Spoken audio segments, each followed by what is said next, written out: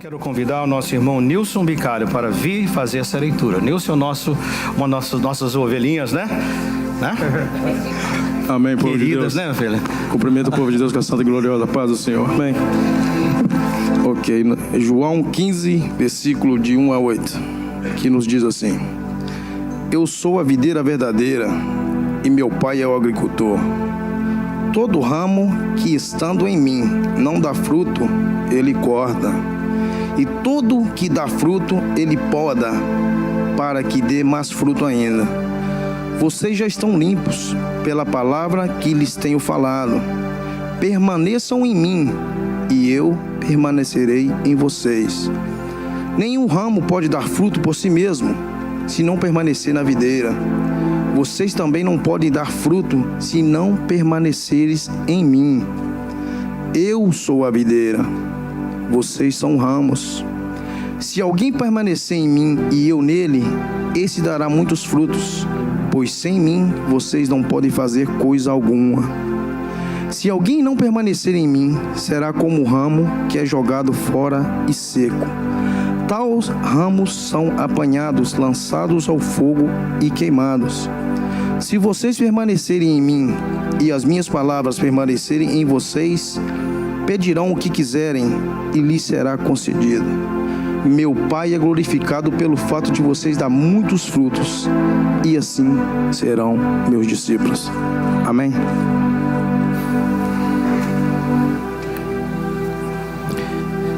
Obrigado, Nilson. Você deve ter recebido na entrada um cartão de anotações, caso você não tenha. Nós temos ainda, Helena, sobraram? Temos ainda? Não temos mais, mas então você pode compartilhar com alguém que está ao seu lado, né?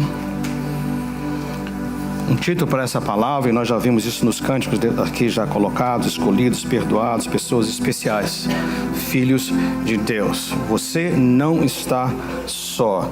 Você não está só. Como eu disse, encorajo, mantenha a sua Bíblia aberta nesse texto de João 15. Eu quero fazer algumas colocações no tempo que nós temos aqui. No contexto, antes de chegarmos a esse capítulo 15, se você puder, e eu encorajo que você o faça, na sua casa, leia a partir do capítulo 12 do Evangelho de João. Você vai ver que está um crescendo de informações e de situações. E você vai perceber que as circunstâncias fazem diferença. Por exemplo, no capítulo 12, você vai ouvir, ou vai estar lendo sobre quando Jesus é ungido por Maria, lá em Betânia, uma das irmãs. E você vai perceber que Jesus já indica bem claro, né, que ele está prestes a ser preso, torturado, crucificado e morrer em nosso lugar. Logo em seguida ele também fala, ele anuncia sobre a rejeição da nação de Israel. A palavra de Deus diz bem claro: ele veio para o que eram seus, mas os seus não o receberam. Por mais que isso seja previsto, por mais que isso esteja nos planos de Deus, você imagina o ser humano sendo rejeitado pela sua nação. Um pouco mais ainda, na sequência dos versículos, você vai ver no capítulo 13, a cena do lavar dos pés. Jesus agora, como que se despedindo, não crescendo, né? Agora ele vai demonstrar aos discípulos como eles devem cuidar uns dos outros, da maneira que ele cuida deles. Quando ele vai, tira a sua roupa e coloca uma toalha ao redor e vai e começa a lavar os pés dos discípulos, encorajando-os que façam o mesmo. Amai-vos uns aos outros. Logo em seguida, ele está ali à mesa, e para mim é uma das cenas assim mais difíceis de imaginar. Ele aponta o traidor, mas ele não aponta com descaso, nem com raiva. Ele fala para os discípulos, né, aquele que coloca a mão comigo, né, no pão e ali no vinho junto, ele está junto com o traidor. É impressionante para mim. Nós falamos assim: como é que pode você ainda manter a sua compostura numa situação tão grande, sabendo que aquele que está junto com você iria traí-lo muito em breve? Mas não foi só isso, ele também anuncia ao seu discípulo assim favorito, vamos falar. Jesus não tinha favoritos, mas vamos colocar assim: o seu principal, o seu mais ilustre discípulo, Pedro. Ele anuncia: Pedro, olha, eu orei por você, Satanás quer realmente acabar contigo, mas depois que você passar por essa crise, que ele seria a negação, vai e cuida das minhas ovelhas, né? E nesse contexto também ele diz: ele dá a promessa: eu não vou deixar vocês órfãos, eu vou enviar alguém como eu. Ele estava se referindo ao Espírito Santo. Notou o contexto? Isso não muda tudo quando ouvimos agora capítulo 15? Porque nesse contexto, daquele que está ciente de que ele fez toda a obra que o Pai requeriu dele para com os discípulos, ensinou tudo, mas sabe que eles estarão sós, vão ficar sozinhos, mesmo que o Espírito Santo está prometido, mas sabendo das emoções humanas, sabendo das circunstâncias fazem diferença. Eu sei que nós não andamos por sentimento, nós andamos por fé, mas não é verdade que as circunstâncias fazem diferença? Quando a gente ouve uma notícia trágica que acontece conosco, nos abala. Graças a Deus que podemos correr de volta para o Senhor e nos abrigarmos nele, mas há esse momento, e é nessa circunstância que nós vamos ouvir essas palavras de Jesus, dizendo: eu sou a videira verdadeira e meu Pai é o agricultor. E assim, é nesse contexto, como quem diz, eu quero colocar para vocês algumas coisas bem claras. Se eu estivesse lá, fosse um jornalista, talvez eu falasse assim, né? Participando desses eventos tão significativos, eu descreveria esses momentos mais ou menos assim: momentos e dias muito, muito difíceis estão para vir para vocês. Estão por acontecer. Vocês vão ser desafiados, como os discípulos foram. Vocês vão ser tentados e por vezes, né, vão cair.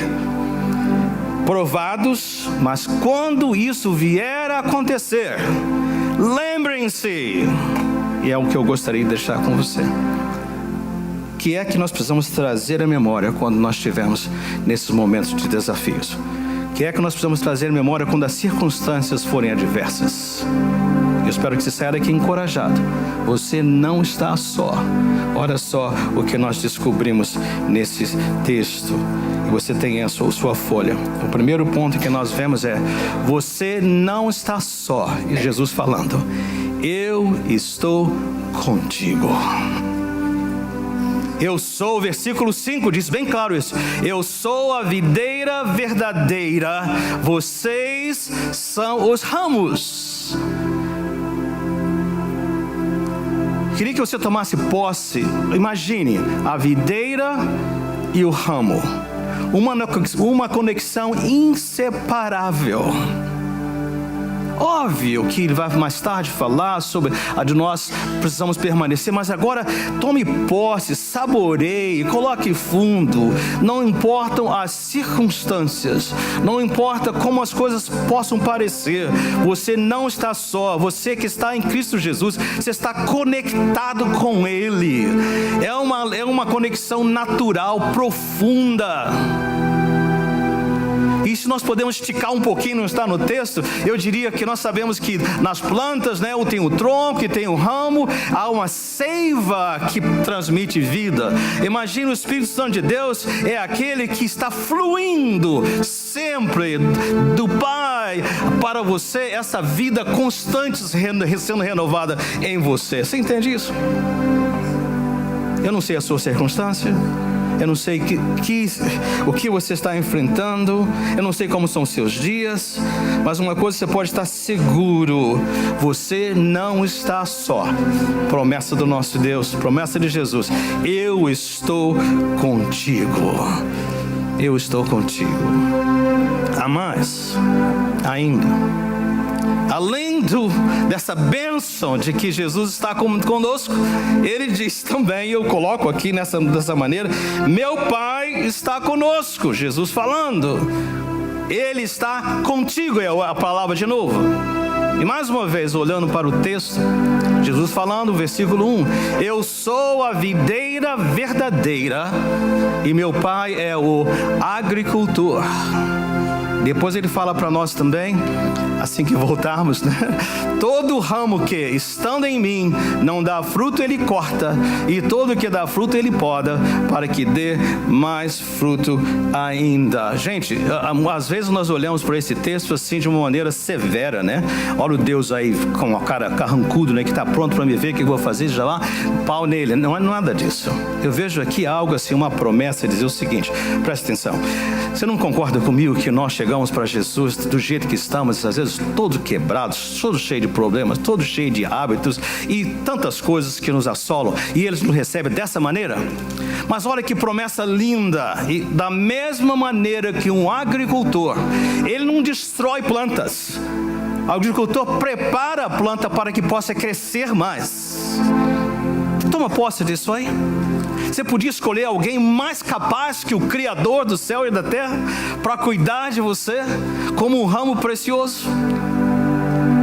Porque às vezes nós temos assim, vamos falar assim, um companheiro, não estou falando de casamento, não estou falando de marido e mulher, não, você não pode fazer isso, não tem aqui meu companheiro, não. Mas você tem um relacionamento, uma amizade que não faz bem a você, que te põe para baixo, que te faz tropeçar. Aí vem o pai, o agricultor, e diz o seguinte: essa amizade não está boa, já que vamos dar um jeito de separar isso. Intervém, não é verdade isso? Às vezes são hábitos, coisas que nós lutamos com elas, sabemos que nos atrapalham a nossa vida familiar, atrapalham a nossa vida no trabalho. Então o agricultor vem, o pai, e de novo, ele vem trabalhar conosco, ele usa isso, ele usa aquilo, ele usa aquela palavra, ele usa aquela circunstância, para quê? Para que aquilo saia da nossa vida, vai trabalhando conosco. Às vezes por circunstâncias da vida, o que aconteceu conosco ao longo dos anos, nós nos tornamos umas pessoas ásperas, assim, difíceis, né? E eu tenho um amigo muito querido, uma ovelhinha, todos vocês são especiais, mas eu tenho uma mais especial, fala assim: eu sou assim mesmo, sou sincero. Eu digo, meu amigo querido, minha ovelhinha querida, você não é assim. Você é uma pessoa doce. É que Deus ainda não acabou, não terminou a sua obra com você. Daqui a pouco você vai ficar, né? Amo muito essa ovelhinha, é especial demais. E eu sei que ainda vou ver, antes que a minha senha seja chamada, ainda vou ver essa ovelhinha amorosa, igual o apóstolo João, filhinho, sou gente querida, abraçando. Você me entende isso? Não é o Nilson não, viu? Lá no Brasil eles falam assim: pau que nasce torto, morre torto. Não quando o agricultor está trabalhando conosco, não com Deus. Todo mundo é transformado, todos nós somos trabalhados. Ele tem a tesoura espiritual que vem, que poda. Ele tira o hábito, tira o relacionamento, tira o ambiente, até muda trabalho. Alguns de nós vão dizer: graças a Deus que eu fui mandado embora desse lugar. Talvez não no dia, mas mais tarde vamos falar isso, porque mudou a minha vida, mudou a minha direção. Obrigado, Senhor, por isso. Então nós temos aí a promessa: você não está só, você tem Jesus contigo, essa conexão maravilhosa, e você tem o Pai que está ali trabalhando. Ele é participativo, Ele está com você, mudando, burilando, transformando. E a nossa cooperação, nossa parte, qual é? Sua cooperação é a chave da bênção.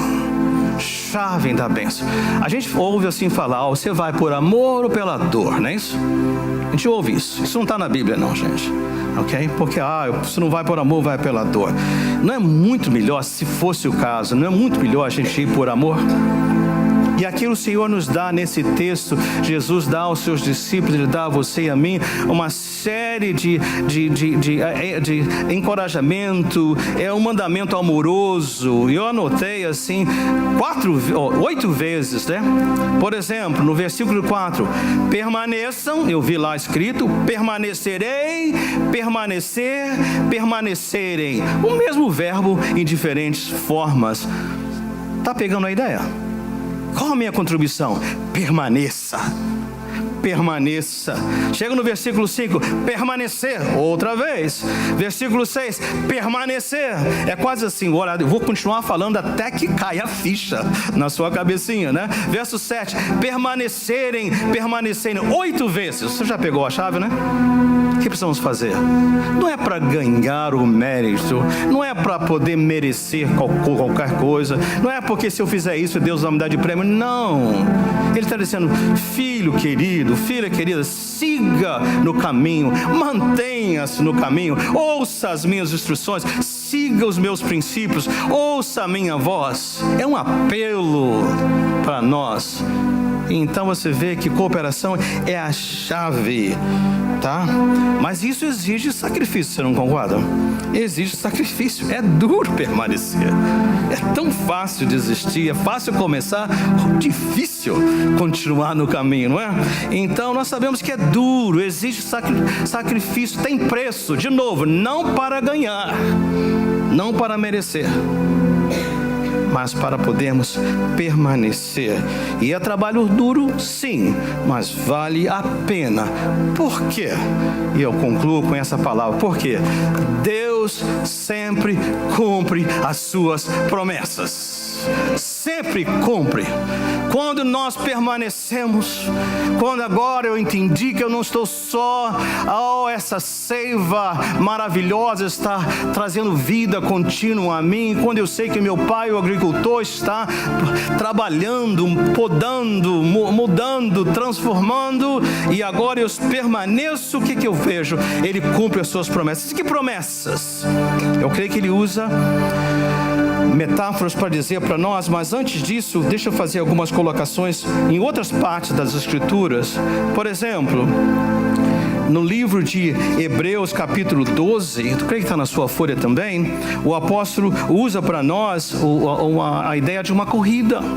E ele fala assim na minha versão, está na sua folha, Hebreus 12, versículo 1, diz assim: portanto, também nós, uma vez que estamos rodeados por tão grande nuvem de testemunhos, livremo-nos de tudo que nos atrapalha e do pecado que nos envolve, e corramos com perseverança. Olha a ideia de permanecer, a corrida que nos é proposta, tendo os olhos fitos em Jesus, autor e consumador da nossa fé. Ele, pela alegria que lhe fora proposta, suportou a cruz, desprezando a vergonha, e assentou-se à direita do trono de Deus. Em outras palavras, agora que está chegando o verão, agora que está até quentinho, né? Vamos colocar os sapatos de corrida, vamos tirar os pesos, vamos correr essa corrida. Agora o olho aonde? No autor e consumador da nossa fé. Firme nele. Tudo que atrapalha, ajude aí o agricultor colocando. E também em 1 Coríntios 9, 24 a 27, mais uma vez, essa metáfora de uma corrida. Vocês não sabem que de todos os que correm no estádio, apenas um ganha o prêmio? Corram de tal modo que alcancem o prêmio. Todos os que competem nos jogos se submetem a um treinamento rigoroso para obter uma coroa que logo perece, mas nós o fazemos para ganhar uma coroa que dura para sempre.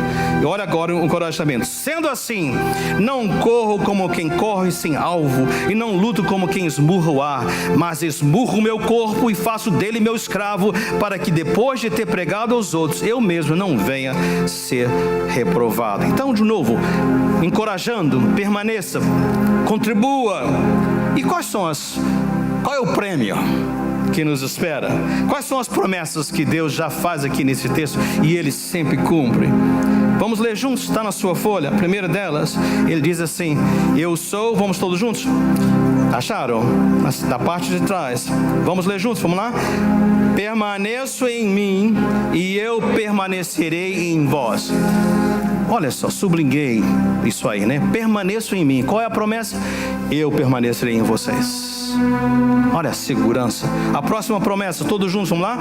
Eu sou a videira, vocês são os ramos. Se alguém permanecer em mim e eu nele, esse dará muito fruto. Percebeu isso? Fruto é saúde, fruto é resultado, fruto é prosperidade, fruto é abundância. O próximo, versículo 7, todos juntos. Se vocês permanecerem em mim e as minhas palavras permanecerem em vocês, pedirão o que quiserem e lhes será concedido. Oh Senhor, orações respondidas. Que promessa! Orações respondidas. Senhor Deus, como nós precisamos. Mas por último, versículo 8, na sua folha também, juntos, vamos lá. Meu Pai é glorificado pelo fato de vocês darem muito fruto, e assim serão meus discípulos, seguidores de Jesus. Vamos concluir. Então há uma promessa. Você não está só. Aquele que deu a sua vida por você, por mim, promete também: olha, eu sou a videira, vocês são os ramos. Perceba, hoje, ao sair daqui, essa promessa dele que está em você e a vida fluindo. Talvez você está nos visitando, talvez você já está aqui na igreja, mas ainda não teve essa experiência. Oh, gente querida, abre o seu coração, peça ao Senhor: Senhor, eu quero também ter o Senhor como a minha videira. Eu quero ser um ramo. Toma aqui a minha vida. Talvez eu não entenda tudo que está envolvido, mas Senhor, eis-me aqui. Receba-me, Senhor. Você vai perceber como o nosso Pai, como Jesus é tão carinhoso, que Ele vai abraçar você e dizer: olha, eu vim para você te dar vida, e vida em abundância. Transformar você. Não está falando de religião, não está falando de igreja, não está falando de coisas assim rotineiras. Está falando de um relacionamento vivo, que flui. Então, essa promessa também é a garantia de que o Pai, o agricultor, está trabalhando conosco e não para. Me convida a caminhar e a permanecer, mas me promete: e eu estarei com você em todo esse processo. Então, que fruto é esse? Gostaria de deixar com você, para você ponderar, duas áreas. Uma delas, eu creio que está na sua folha, é o fruto que nós vemos em Gálatas, capítulo 5, de 22 a 23. E diz assim: mas o fruto do Espírito é amor, alegria, paz, paciência, amabilidade, bondade, fidelidade, mansidão e domínio próprio. Você imaginou você assim, desse jeitinho? Imaginou? Aleluia! Nunca mais, os conselheiros de casamento vão ficar a bancarrota, porque nunca mais vai ter casamento com problema, não é isso? De crente não, nunca mais. Situações, relacionamentos complicados, nunca mais. Por quê? Amor, alegria, paz, amabilidade. E eu gosto de uma versão antiga que fala assim: longanimidade. Não tem? O que é isso? Uma paciência do tamanho que não tem fé. Que não tem fé. Você gostaria de ter essa vida? Permaneça nele. Promessa de Deus, permaneça dele. Mas eu creio que é uma outra promessa. Gente, quando alguém está vivendo esse tipo de vida, sabe o que acontece ao nosso redor? É contagiante, contagioso. O que acontece? Porque as pessoas querem saber qual o segredo. Que é isso? Olha, é a presença do Altíssimo em minha vida. E naturalmente virá a pergunta: eu quero também, o que eu preciso fazer? Eu me lembro no dia que o Santo Espírito de Deus abriu meus olhos, a graça de Deus abriu meus olhos, e eu pude me voltar para o Senhor. Foi que eu olhava para aqueles jovens que estavam lá testemunhando na frente de uma reunião de jovens. E então que eu olhei para eles, e no final daquela reunião eu cheguei para um deles e falei assim: o que é que vocês têm que eu não tenho? O que é isso? Porque eu não sabia explicar. Havia algo extraordinário. Há um brilho, há uma aura, há algo. Você gostaria disso? Você não está só. Pai é o agricultor. Permaneça. Permanecer é aquilo que você já sabe. Ande nele. Ande nos caminhos. E à medida que o Senhor for lhe revelando e ensinando mais coisas, firme os seus pés aí. E você vai ver as promessas de Deus cumpridas. E você vai perceber essa transformação. A videira, o ramo, esse fruto extraordinário. Transformação de vida, em nome de Jesus. Se você está aqui, talvez alguma coisa não ficou clara, procure-nos logo em seguida. Não importa que é um culto a seguir, fale conosco. Você pode falar com nossos irmãos presbíteros, ou vem a mim, ou aponta alguém para você, ou pode escrever no seu cartão de conexão e entregue para um de nós, dizendo: olha, eu gostaria que alguém falasse mais sobre isso. Eu preciso de falar com alguém, que eu gostaria de orar com alguém, talvez me visitasse, o que seja. Você pode fazer uso desses cartões de conexão. Por agora eu gostaria de orar com você e por você. É possível? Feche os seus olhos, por favor.